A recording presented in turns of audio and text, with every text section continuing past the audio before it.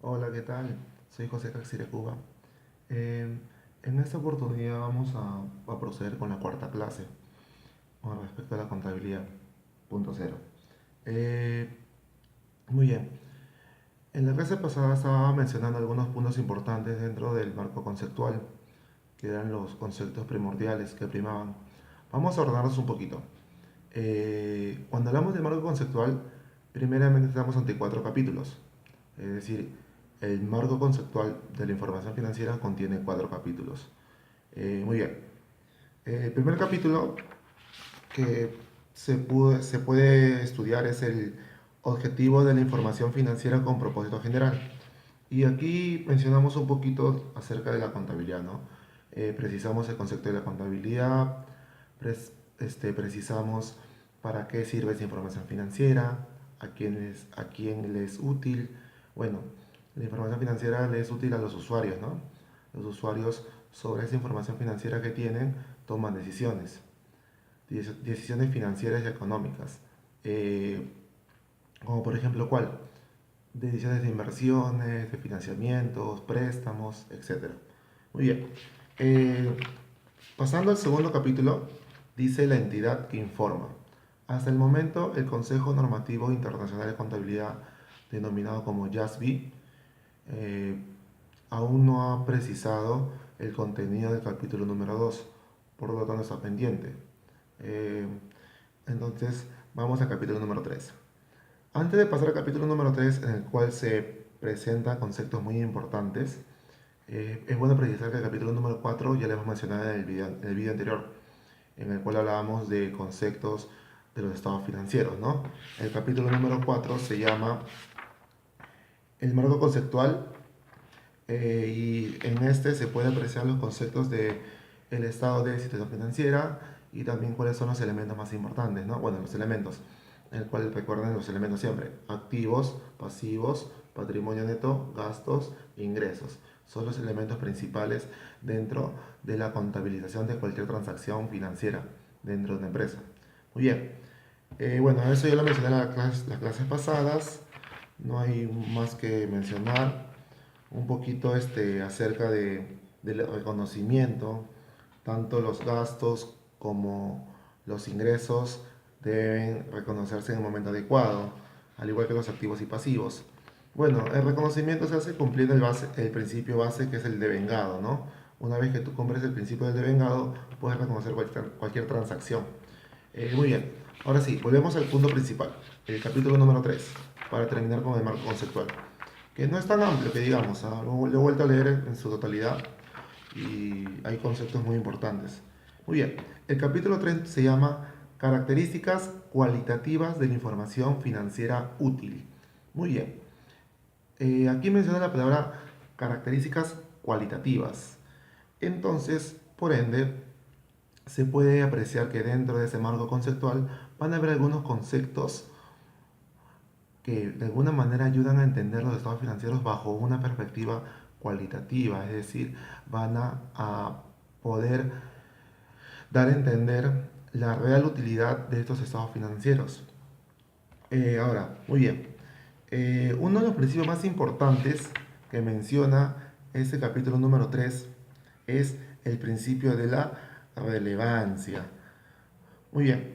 La relevancia bajo concepto se denomina como que la información es útil porque puede influir en las decisiones de los que lo utilizan.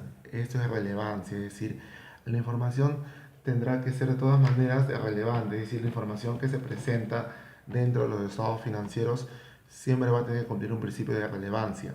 Ahora, cuando hablamos de relevancia, también nos estamos refiriendo a lo que es materialidad, que es un principio muy importante. Muy bien, me acuerdo cuando era estudiante, muy bien, eh, las primeras clases que la profesora hizo con nosotros fue los 14 o 15 principios de contabilidad, no recuerdo bien. Creo que un profesor me dijo que era 14, otro me dijo que era 15. En realidad ni yo mismo sé cuántos principios son. Eh, Estos principios de contabilidad están dentro del marco conceptual. Así que lo que importa más que todo es leer el marco conceptual. Muy bien. En el capítulo 3 del marco conceptual va a mencionar prácticamente todos los principios contables que se nos enseñan en la universidad o en el instituto, ¿no? El principio para mí más importante de todos es obviamente el principio del devengado, que le expliqué en el video anterior, y también el principio de materialidad. Muy bien. ¿Qué es materialidad? Escuchas materialidad y como que material, significativo, importante. Materialidad es esto.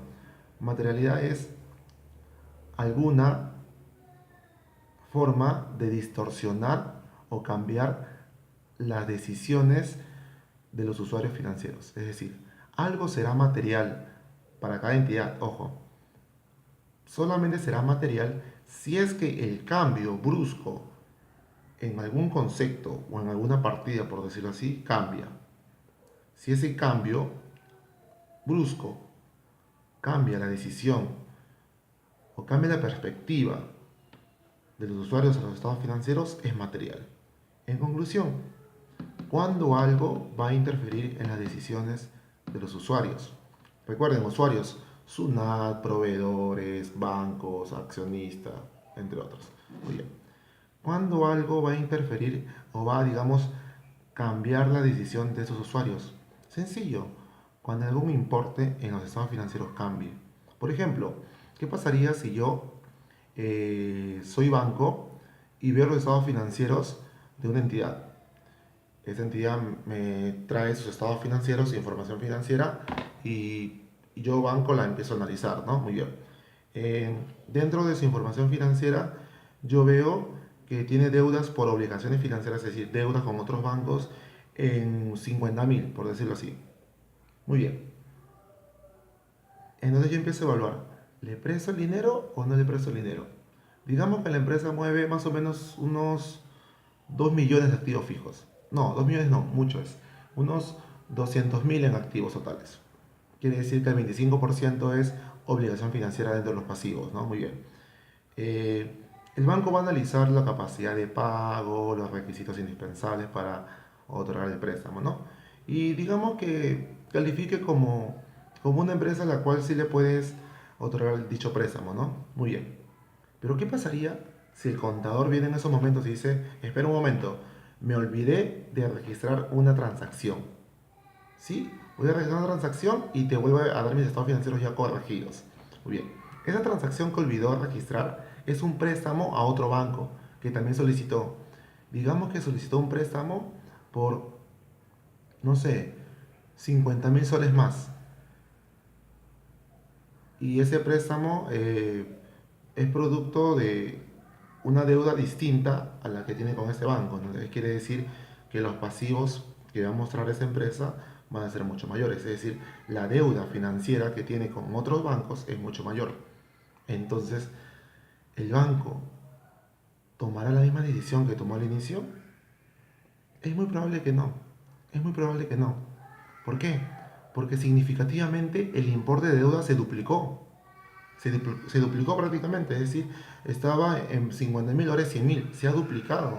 Quiere decir que ha habido una omisión que sí es material, que sí es importante, sí es significativa. Por lo tanto, esa omisión, bueno, esa corrección de ese pequeño error o falta de registro va a cambiar la decisión de su usuario financiero.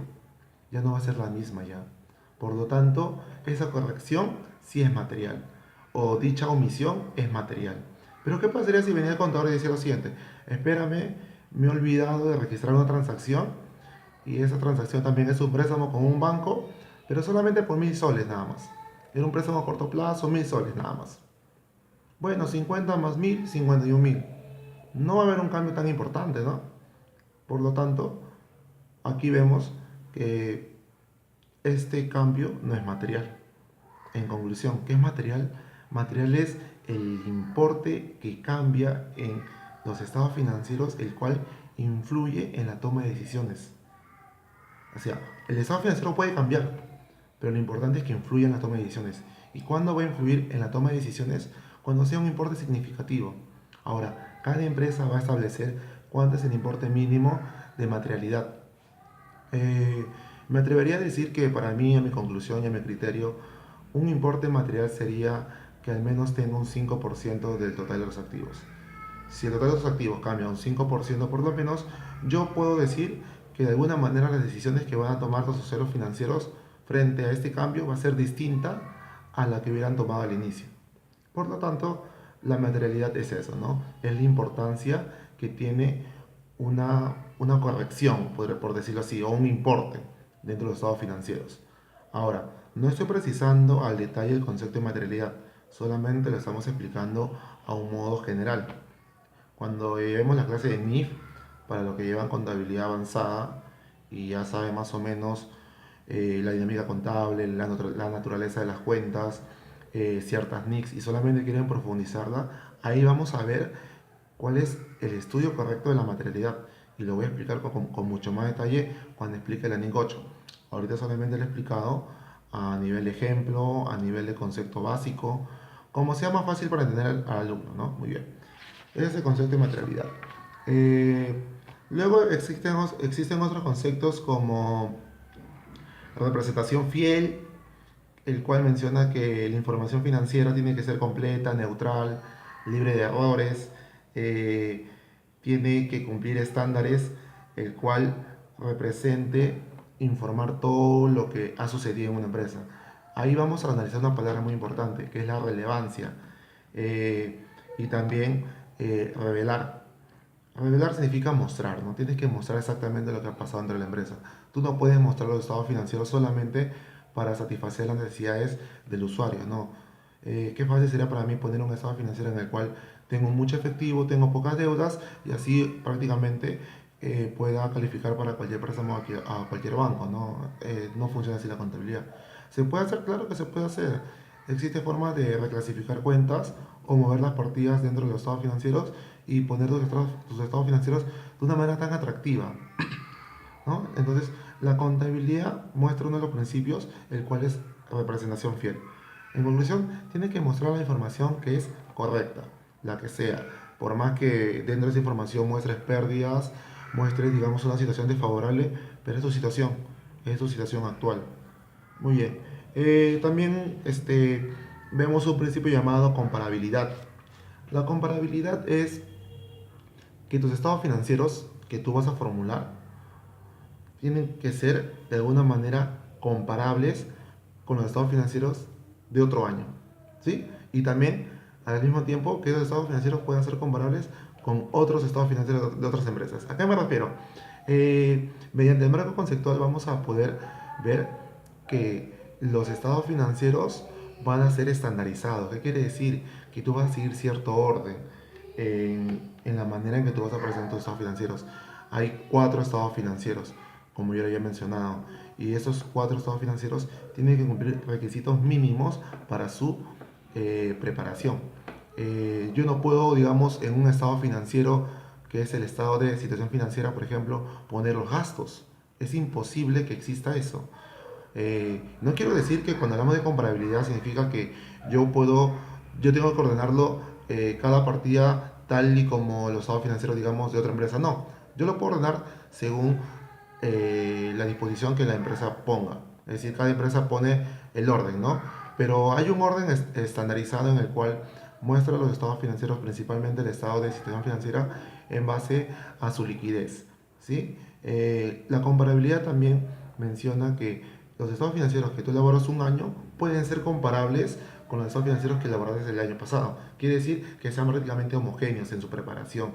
Eh, Gracias a que pueden ser homogéneos, se pueden analizar correctamente los estados financieros, como por ejemplo mediante un análisis horizontal, ¿no? Muy bien. Un análisis horizontal es prácticamente ver el nivel de participación de cada partida frente al total del patrimonio.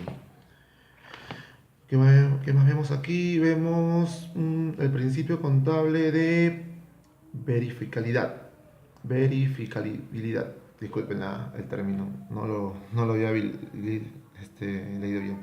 Vamos a leer ese pequeño párrafo para ver cómo se entiende, ¿ya? A mí me gusta siempre leer porque así aprendemos ambos. Aprendo yo y aprende también usted que me está viendo. Muy bien. Verificabilidad. La verificabilidad, un poco complicado, disculpen, ayuda a asegurar a los usuarios que la información representa fielmente los fenómenos económicos que pretende representar. Verificabilidad significa que observadores independientes diferentes debidamente informados podrían alcanzar un acuerdo, aunque no necesariamente completo, de que una descripción particular en una representación fiel. La información cuantificada no necesita ser una estimación única para ser verificable. También puede verificarse en rango de posibles importes y las probabilidades relacionadas. ¿Qué se entiende? Bueno, la palabra verificabilidad solamente menciona que puedan ser verificados, es decir, que puedan ser comprobados. Toda la información financiera que está dentro de los estados financieros es verificable, es decir, se puede analizar, se puede, digamos, estudiar, se puede llegar a esa información. Un ejemplo, eh, ¿cómo puedo demostrar que el importe en mis activos fijos, que son las maquinarias, es el correcto? ¿Por qué? Porque dentro de los estados financieros, de un juego completo de estados financieros, también presento unas notas a los estados financieros. Estas notas van a mostrar el detalle de cómo se ha ido cuantificando año tras año el valor de mis activos para llegar a ese valor. Ahora, estoy seguro que por ahí están preguntando, ¿cómo es eso del valor de los activos o el valor de las maquinarias? Bueno, nosotros sabemos por naturaleza que cuando alguien adquiere una maquinaria, esa maquinaria tiende a gastarse. Es decir, tú hoy día te compras una maquinaria como empresa, digamos que te compras un vehículo y la empiezas a utilizar, digamos, por un periodo de un año. ¿Ustedes creen que ese vehículo no se ha gastado? Se ha gastado. El vehículo ya está gastado de alguna manera. Es decir, ese uso del vehículo ha hecho que su valor cambie. Ese desgaste se conoce como depreciación. Es un término contable y se aprecia a mejor detalle dentro de la NIC 16. Más adelante lo vamos a ver. Bueno, en la clase de NIF lo vamos a ver. Aquí solamente veremos un par de cálculos, ¿no? Muy bien. Entonces, ese importe que vamos a mostrar en el estado financiero puede ser verificable, ¿no? Porque puedes darle un seguimiento y puedes cuantificar cómo se ha ido moviendo tal valor a través del tiempo, ¿no? Muy bien. También existe algunos términos, para terminar aquí, llamados oportunidad. La oportunidad significa mostrar al estado financiero el momento oportuno en el cual los usuarios financieros dispongan.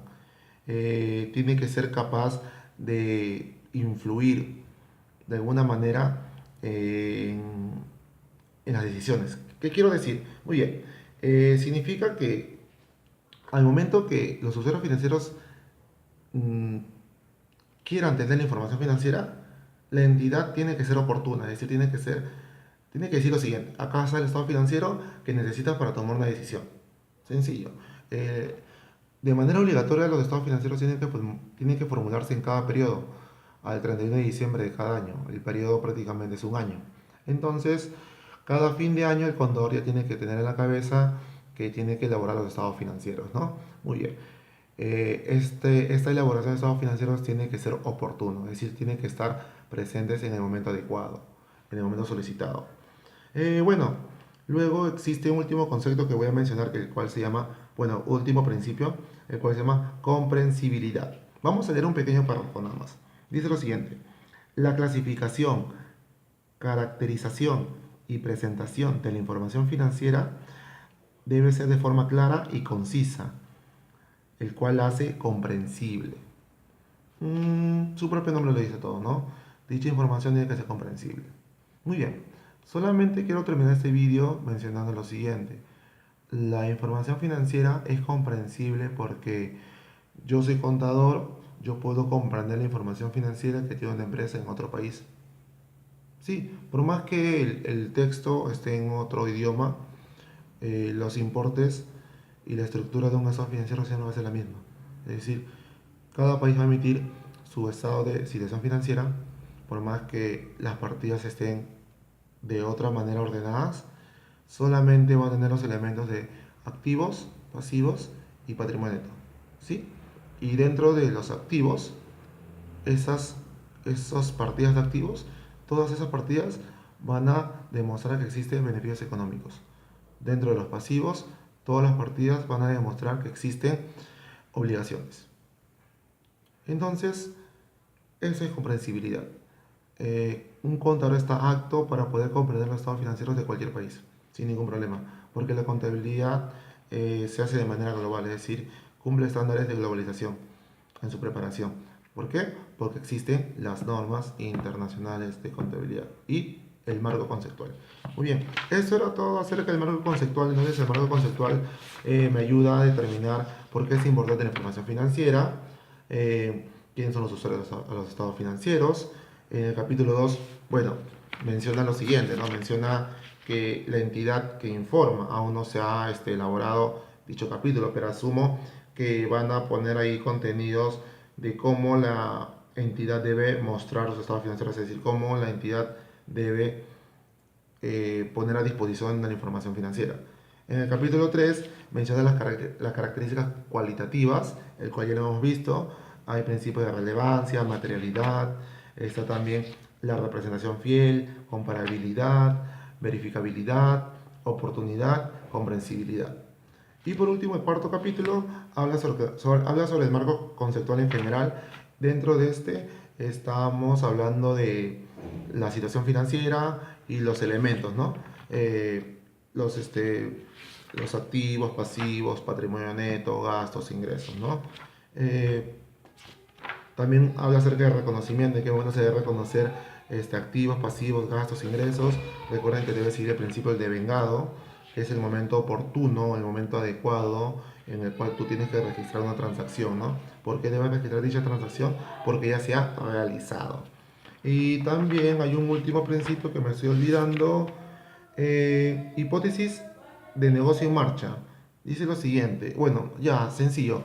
Hipótesis de negocio en marcha es que tú vas a, eh, tú vas a ejecutar la contabilidad y vas a elaborar tus estados financieros mientras que la empresa sigue en marcha. Es decir, mientras que la empresa siga sus actividades normales de operación, ¿no? O su curso normal de operación, como lo menciona en el marco conceptual y en la NIC 1. Muy bien, entonces esto era todo acerca del marco conceptual. Terminamos ahí.